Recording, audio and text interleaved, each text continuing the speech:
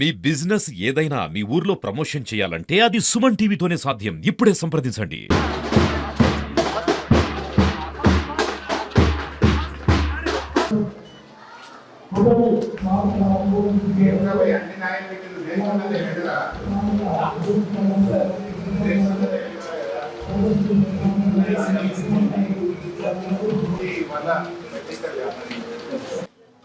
ఈరోజు ఈ computer lab ను మనకు అందించినటువంటి దేశపత్ సీనియర్లకు గట్టిగా చప్పట్లు కొట్టి ఈ స్కూల్లో చదువు చెప్పిన ఉపాధ్యాయుడిగా ఇవాళ ఎమ్మెల్సీ అయినా కూడా ఈ స్కూల్తో ఉండే అనుబంధం, ఈ స్కూల్తో ఉండే ప్రేమ, అభిమానంతో ఇక్కడ ఈ కంప్యూటర్ ల్యాబ్ ను తన నిధుల నుంచి మనకు మంజూరు చేసి ఇచ్చారు.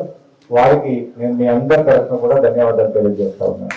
ఈ గవర్నమెంట్ వచ్చినాక సీనియర్ ఎమ్మెల్సీ అయినాక ఆ నిధులు ఇచ్చుడే బంద్ చేసింది. ఇంతకుముందు ఎమ్మెల్యేలకు ఎమ్మెల్సీలకు సంవత్సరానికి 5 కోట్ల రూపాయల డబ్బు ఉండేది.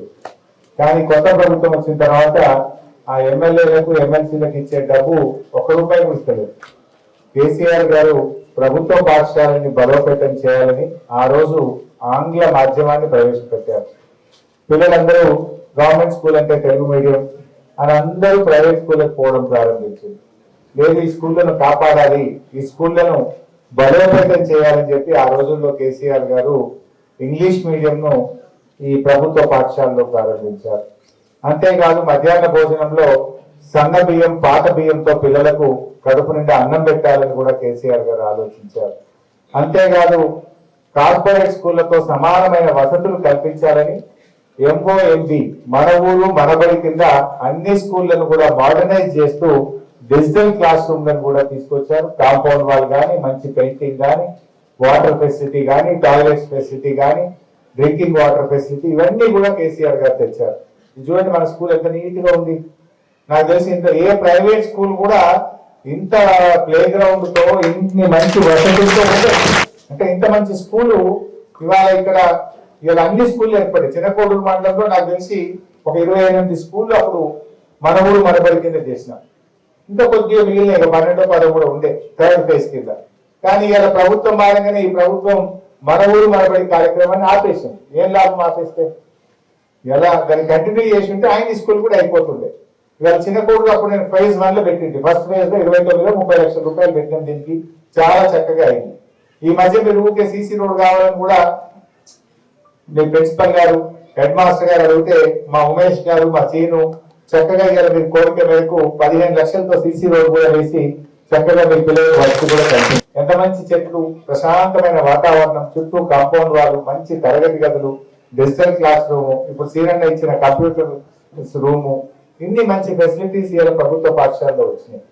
అయినా కూడా ఈరోజు ఎందుకంటే కేసీఆర్ గారు ఈ స్కూళ్ళను కాపాడాలి అని ఇంగ్లీష్ మీడియం తేవడము, సన్నబియ్యంతో అన్నం పెట్టడము, మన ఊరు మన బడిలో క్లాస్ రూమ్స్ బాగా చేయడము, కొత్త తరగతి గదులు నిర్మించడము, స్ట్రెంగ్త్ పెంచే ప్రయత్నం చేసినాం.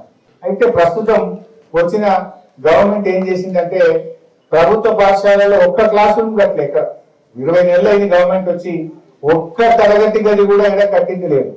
ఇంటిగ్రేటెడ్ పబ్లిక్ స్కూల్స్ కట్టమని చెప్పింది. హోర్డింగ్స్ అయితే పెట్టింది. సిద్దిపేట, హైదరాబాద్, కర్ణాటక ఏడవైనా స్కూల్ కట్టినట్టే, పిల్లలు చదివినట్టే హోర్డింగ్లు అవుతున్నాయి. ఏడవైనా పెద్ద హోర్డింగ్లు పెట్టింది. పోనీ ఒక్క స్కూల్ అయినా కట్టిందా? కట్టించి పెట్టింది. ఒక ఇటుక పెట్టిందా? 2 ఏళ్ళు అయినా ఒక స్కూల్ కట్టింది లేదు, ఒక ఇటుక పెట్టింది లేదు. హోర్డింగ్లు అయితే ఫుల్ పెట్టింది రాష్ట్రం అంతా. ఈ పరిస్థితి చూస్తా ఉంటే కొంత బాధ కలుగుతావు. ఇలా కొత్త వచ్చిన ప్రభుత్వం వచ్చిన తర్వాత గవర్నమెంట్ స్కూళ్లలో స్ట్రెంత్ తగ్గింది, పెరగలే. రాష్ట్ర వ్యాప్తంగా మనం చూస్తే ఈ అకాడమిక్ ఇయర్ లో, ఈ విద్యా సంవత్సరంలో ప్రభుత్వ పాఠశాలల్లో పిల్లల సంఖ్య తగ్గుముఖం పట్టింది. ఎందుకు తగ్గుతుందో ఇలా విద్యాశాఖ మంత్రిగా ముఖ్యమంత్రి ఉన్నాడు, ఆయన రివ్యూ చేసుకోవాలి. ఇలా ముఖ్యమంత్రి నేనేదో బాగా చేస్తా, అద్భుతాన్ని సృష్టిస్తా అని చెప్పిన మీరు, మరి మీ పాలనలో మీరే విద్యాశాఖ మంత్రిగా ఉంటే రాష్ట్రంలో విద్యార్థుల సంఖ్య ఎందుకు తగ్గిందో ఆత్మవిమర్శ చేసుకోవాలి. ఎందుకంటే పిల్లలకు వసతుల కల్పనలో కానీ, హాస్టల్స్ లో సరైన భోజనం పెట్టకపోవడం వల్ల మా పిల్లలు బతుకుంటే చాలని హాస్టళ్లకి వెళ్ళి, గురుకులాలకు వెళ్ళి పిల్లల్ని టీసీలు తీసుకొని పోయే పరిస్థితి ఈ రోజు రాష్ట్రంలో ఏర్పడ్డది. గతంలో సిద్దిపేట అంటే 10వ తరగతి పరీక్షా ఫలితాల్లో రాష్ట్రంలో ఫస్ట్, సెకండ్ ఉంటుండే.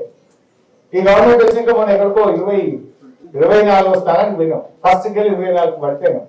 ఇది నాకు నిజంగా చాలా బాధ కలిగింది. గత 6-7 ఏళ్ళు అయితే సిద్దిపేట ఎప్పుడైనా ఫస్ట్ అనుకుంటుండే, సెకండ్ అనుకుంటుండే. బాసర IIIT సీట్లలో సిద్దిపేట అంటేనే ఇట్లా పంట పడుతుండే. ఆడ పోతే ప్రతి బ్యాచ్ లో 300 మంది సిద్దిపేటలో ఉన్నారు.